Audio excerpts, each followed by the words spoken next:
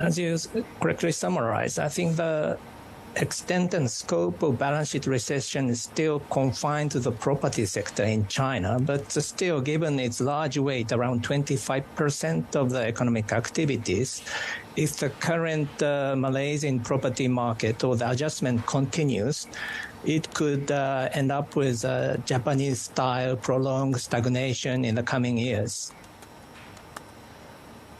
Right, and when you say coming years, how will this play out? How will this get to the point? Because the contrarian view, the other view that I'm getting from another faction of the market is that China typically every 6 to 7 years has an economic cycle that really tests its policies in many ways, right? So we've seen that in 2002, we've seen that in 2008, 2015, and now.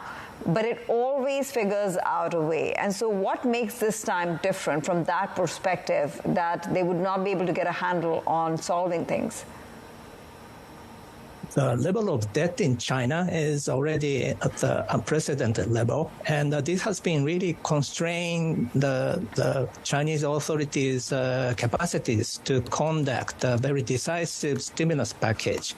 And they still hesitate to take a drastic easing measures because they don't want to further deteriorate the current debt problem. And this debt problem is especially related to this property bubble.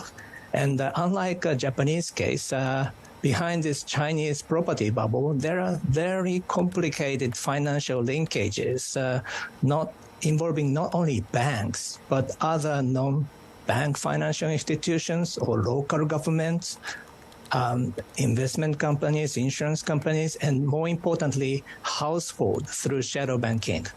This is more troublesome, and it could take another several years to really solve the problem. And without the decisive steps to clean up balance sheets, I think all these problems or the cost of dealing with these debts will accumulate into the banking sector. So they're going to be a more vicious cycle that the banking sector's health will deteriorate, and it will further constrain the bank's ability to provide credit needed for growth.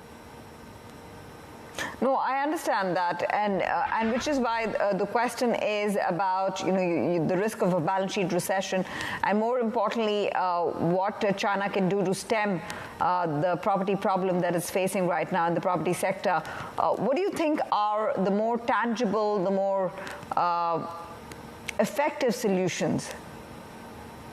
I think decisive steps to clean up balance sheet. So they have to make it clear a kind of a policy discipline, who will be saved and who will have to incur losses as a result of these property bubbles.